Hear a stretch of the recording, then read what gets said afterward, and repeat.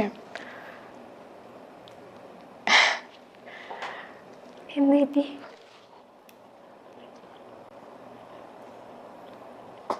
അയ്യോ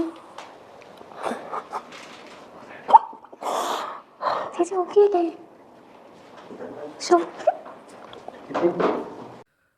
അടുത്തിടെ സോഷ്യൽ മീഡിയയിൽ ഒരു വാർത്ത കണ്ടിരുന്നു. നിങ്ങളിൽ പലരും കണ്ടു കാണും, പക്ഷേ അറിയാത്തവർ ഒരുപാട് പേരുണ്ടാകും. അപ്പോൾ അവർക്കിത് പ്രയോജനപ്രദമായിരിക്കുമെന്ന് കരുതിയിട്ടാണ് ഈ വീഡിയോ ഇന്ന് ഷെയർ ചെയ്യാമെന്ന് വിചാരിക്കുന്നത്. കൃപയുടെ ജീവിതത്തെക്കുറിച്ച് ഇന്ന് സംസാരിക്കുവാനായിട്ടാണ് ഞാൻ വന്നിരിക്കുന്നത്. അപ്പോൾ ഒരു റിലേഷൻഷിപ്പിൽ കുരുങ്ങിയ ആളാണ് കൃപ. ഇന്നത്തെ പിള്ളേർക്ക് റിലേഷൻഷിപ്പ് അതൊക്കെ ഒരു വളരെ കോമൺ ആയിട്ടുള്ളൊരു കാര്യമാണ്. പഴയ കാലം പോലെയല്ല. ധാരാളം പേർക്ക് റിലേറ്റ് ചെയ്യാൻ പറ്റുന്ന ഒരു കാര്യമായിരിക്കും ഇത്. അതിൽ ഒരു റിലേഷൻഷിപ്പ്, പ്രത്യേകിച്ച് ഒരു ഡീപ്പായിട്ട് പോകുന്ന ഒരു റിലേഷൻഷിപ്പ് ബ്രേക്ക് ആകുമ്പോഴേക്കും അതിന് ആത്മഹത്യയ്ക്ക് ശ്രമിക്കുന്ന ഒരുപാട് പേര് ഇന്ന് സമൂഹത്തിലുണ്ട്. അപ്പോൾ അവർക്കും ഒരു പക്ഷേ കൃപയുടെ ജീവിതം ഒരു പാഠമായിരിക്കാം.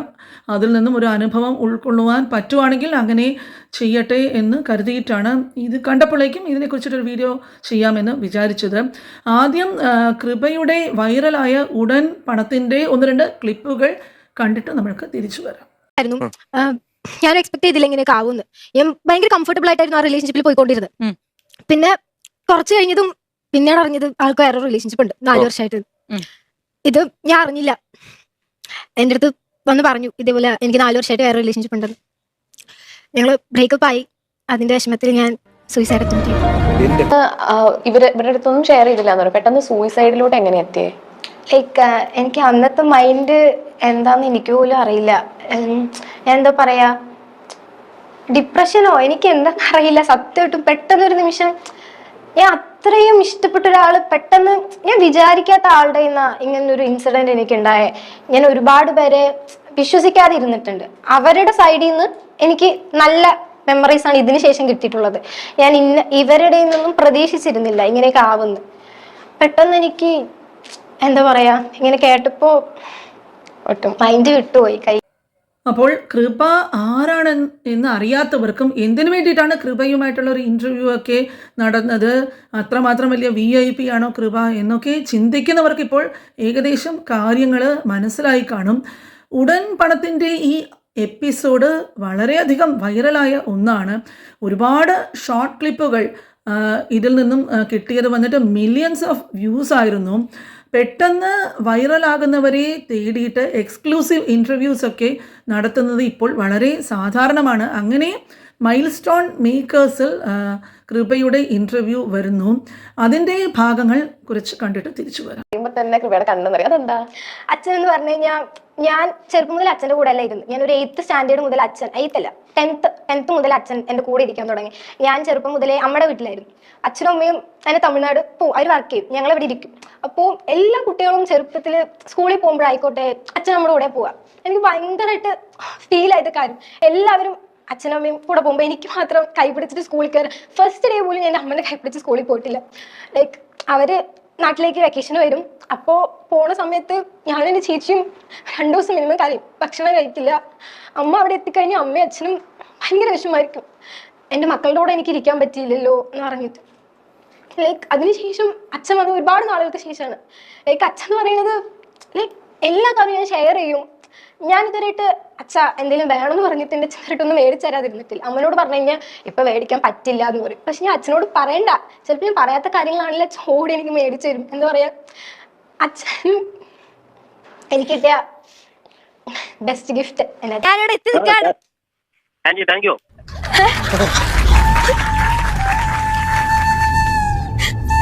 പപ്പ ഞാനിവിടെ ഉടമ്പണത്തിൽ നിൽക്കാണ്. പപ്പ വരാത്തിൽ ഭയങ്കരമായിട്ട് വിഷമമുണ്ട്. പക്ഷെ ഇത് കേട്ടപ്പോ ഭയങ്കര സന്തോഷായി. പപ്പ പെട്ടെന്നുണ്ടായ ഒരു വിഷമത്തിലാണ് കൃപ സൂയിസൈഡ് ചെയ്യാൻ ശ്രമിക്കുന്നത്. പ്രായമോ വെറും 18 19 വയസ്സായിരിക്കും.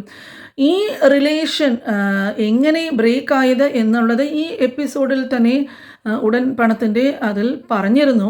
കൃപയുടെ പാർട്ട്ണർക്ക് 4 വർഷങ്ങളോളമായി മറ്റൊരു പെൺകുട്ടിയുമായിട്ട് റിലേഷൻ ഉണ്ടായിരുന്നത് വളരെ വൈകിട്ടാണ് കൃപ അറിയുന്നത്. അപ്പോഴേക്കും സമയം വൈകിയിരുന്നു. കൃപ വളരെയധികം ഈ റിലേഷൻഷിപ്പിൽ ഇൻവോൾവ് ആയി പോയിരുന്നു.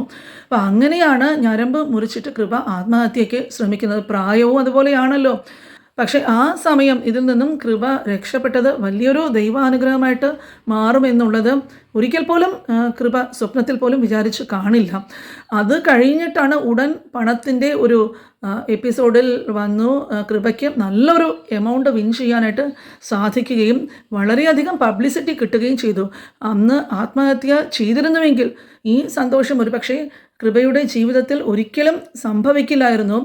വരാനിരിക്കുന്ന നല്ല കാലത്തിന് വേണ്ടി കാത്ത് നിൽക്കാതെ പെട്ടെന്ന് ഒരു വിഷയം വരുമ്പോഴേക്കും അതിൽ നിന്ന് രക്ഷപ്പെടാനായിട്ട് ഉടനെ എടുത്തു ചാടി ആത്മഹത്യ ചെയ്യുന്ന ഒരു പ്രവണത അത് ഒരിക്കലും ഒന്നിനും ഒരു പരിഹാരമാകില്ല. ശേഷം ഇൻ്റർവ്യൂയുടെ കുറച്ച് ഭാഗങ്ങൾ കൂടി കണ്ടിട്ട് നമുക്ക് തിരിച്ചു വരാം. ഒരാളെ നോക്കി അയാളെ തന്നെ കല്യാണം കഴിക്കണം, ആ ഒരു ഇതാണ്. പക്ഷെ ഇപ്പൊ എനിക്ക് തോന്നുന്നു ഇപ്പൊ കുറച്ച് നാളായിട്ട് മൾട്ടിപ്പിൾ ഡേറ്റിംഗ്, ഡബിൾ ഡേറ്റിംഗ് ഇതൊക്കെ നമ്മൾ ഒരുപാട് കണ്ടുവരുന്നുണ്ട്. അപ്പം എനിക്ക് തന്നെ അങ്ങനത്തെ ഒരു എക്സ്പീരിയൻസ് ഫേസ് ചെയ്യുന്നത്, അതുകൊണ്ട് തന്നെ എനിക്ക് കൃപ എന്ന് പറയുമ്പോൾ എനിക്ക് ഭയങ്കരമായിട്ട് റിലേറ്റ് ചെയ്യാൻ പറ്റുന്നുണ്ട്. അപ്പോൾ അങ്ങനത്തെ ഇപ്പൊ അങ്ങനെ ചെയ്യുന്ന ആൾക്കാരുടെ അടുത്തേക്ക് എന്താ പറയാ?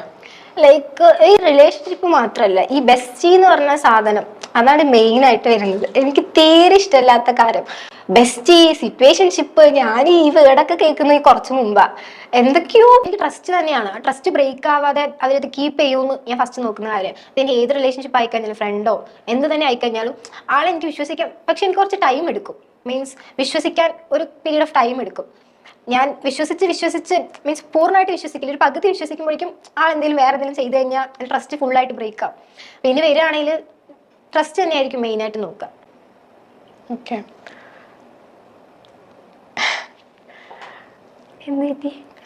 ഞാൻ ഒട്ടും നോക്കില്ല അങ്ങനല്ല. ഞാൻ പറഞ്ഞതിൽ അല്ല, എനിക്കിങ്ങനെ കൃപ ഇങ്ങനെ ഓരോ കാര്യങ്ങൾ പറയുമ്പോഴേക്കും അതിടയ്ക്ക് ഇങ്ങനെ കട്ടായി പോണേ. ഒട്ടും എന്താ പറയാ, എനിക്ക് ഒരുപാട് കൃപ പറയുന്ന ഒരുപാട് കാര്യങ്ങൾക്ക് ഭയങ്കരമായിട്ട് റിലേറ്റ് ചെയ്യാൻ പറ്റുന്നുണ്ട്. ഒരുപാട് എന്താ പറയാ ഓരോ കാര്യങ്ങൾ. ചേച്ചി ഓക്കെ അല്ലേ? അയ്യോ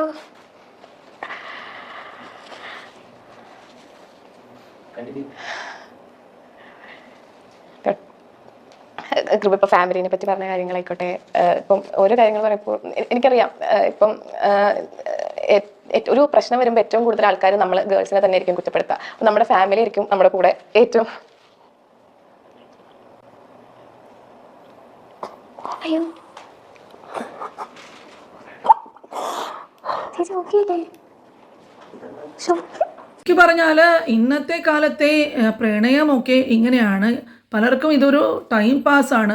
കൊച്ചു പിള്ളേർ മുതൽ പല വയസ്സിലുള്ളവരും ഓരോരോ റിലേഷൻഷിപ്പിലൊക്കെ കുരുങ്ങിയിട്ട് അവർ അത് ബ്രേക്കപ്പ് ആകുമ്പോഴേക്കുമൊക്കെ അനുഭവിക്കുന്ന വിഷമങ്ങൾ അതിൽ കൂടെ കടന്നുപോയ ആളാണ് ഇതിൻ്റെ ആങ്കറും. അതുകൊണ്ടാണ് ആ കൃപയുടെ മനസ്സിൻ്റെ വേദന പുള്ളിക്കാരിക്ക് മനസ്സിലാകുന്നത്.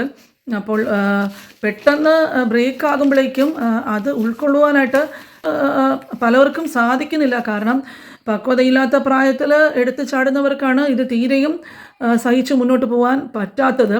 അപ്പോൾ അവർക്ക് ആ വേദന അനുഭവിക്കാൻ സാധിക്കാതെ വരുമ്പോഴാണ് അതിൻ്റെ നല്ല ഉത്തമമായിട്ടുള്ള ഒരു പരിഹാരം എന്തുകൊണ്ടാണ് ആത്മഹത്യ ചെയ്തുകൂടാ എന്ന് ഇവരൊക്കെ ചിന്തിക്കുന്നത്. ഒരുപാട് പേര് പ്രണയത്തിൻ്റെ പിറകെ പോകുന്ന ധാരാളം പേര് ആ സമയത്ത് അവരുടെ ചുറ്റിലും ഉള്ള ലോകത്തിനെ കുറിച്ചിട്ട് ഓർക്കാറില്ല. വേറെ ഒരു ചിന്തയും അവരുടെ മനസ്സിൽ ഉണ്ടാകാറുമില്ല. ഈ പ്രണയത്തിൻ്റെ കാര്യങ്ങളും അതിൽ അവർ അനുഭവിക്കുന്ന ആ സന്തോഷവും മാത്രമേ അവരുടെ മനസ്സിൽ ഉണ്ടാകാറുള്ളൂ. ഒരു ബ്രേക്കപ്പ് വന്നാൽ തന്നെ കുറച്ചടുത്ത കൂട്ടുകാരോ ഒരു പക്ഷേ വീട്ടുകാരോ സപ്പോർട്ട് ചെയ്യാനും സമാധാനിപ്പിക്കാനും ഒക്കെ കൂടെ കാണുമായിരിക്കും. പക്ഷേ എല്ലാവർക്കും ഒന്നും ഇങ്ങനെ വീട്ടുകാരുടെയോ കൂട്ടുകാരുടെയോ സപ്പോർട്ടൊന്നും കിട്ടാറില്ല. പക്ഷേ കൃപയ്ക്കും ഈ ആങ്കറിനുമൊക്കെ വീട്ടിൽ നിന്നും സപ്പോർട്ട് കിട്ടിയത് നല്ല രീതിക്ക് ആയതുകൊണ്ടാണ് അച്ഛനെ വിളിക്കുമ്പോഴേക്കും കൃപ ഇവിടെ കരയുന്നത്. അപ്പോൾ വീഡിയോ അവസാനിപ്പിക്കുന്നതിന് മുമ്പ് ഒരു കാര്യം കൂടി പറയാനായിട്ട് ആഗ്രഹിക്കുന്നു. അത് കഴിഞ്ഞിട്ട് വീഡിയോ നിർത്താം. കാരണം ഒരു റിലേഷൻഷിപ്പ് ബ്രേക്കായി എന്ന് പറഞ്ഞ് ഒരിക്കലും എടുത്തു ചാടി ഒരു സൂയിസൈഡ് അറ്റംപ്റ്റ് ഒക്കെ ചെയ്യുന്നത് അത് ഒരിക്കലും ചെയ്യാൻ പാടില്ല. ഈ ജീവിതം ഭാവിയിൽ നിങ്ങൾക്ക് മനോഹരമായിട്ടുള്ള എന്തൊക്കെയാണ് കരുതി വെച്ചിരിക്കുന്നതെന്ന് ഇന്ന് നമ്മൾക്ക് ഒരിക്കലും പറയാനോ പ്രവചിക്കുവാനോ ഒന്നും സാധിക്കില്ല. നമ്മൾക്കത് അറിയത്തുമില്ല. വളരെ ശോഭനമായിട്ടുള്ളൊരു ഭാവിയായിരിക്കും ഒരു പക്ഷേ അങ്ങനത്തെവർക്ക് വേണ്ടിയിട്ട് ഈ കൃപയുടെ ഇതുപോലെ നിങ്ങൾക്കായി കാത്തിരിക്കുന്നത്. എപ്പോഴും ഓർക്കുക, പഴയ പുരാണങ്ങളിലൊക്കെ പറയുന്നത് പോലെ ഈ സമയവും കടന്നു പോകും. ദിസ് ടു ഷാൽ പാസ് എന്നൊരു വാക്യം നിങ്ങളുടെ മനസ്സിൽ കുറിച്ചിടുക.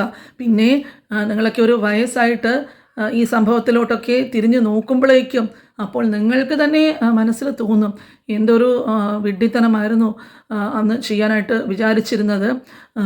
ഇന്ന് അത് ആലോചിച്ച് നോക്കുമ്പോഴേക്കും നിങ്ങൾക്ക് ഒരുപാട് പക്വത വന്ന് കാണും. ജീവിതത്തിൽ ഒരുപാട് അനുഭവങ്ങൾ നിങ്ങൾ പഠിപ്പിച്ച് കാണും.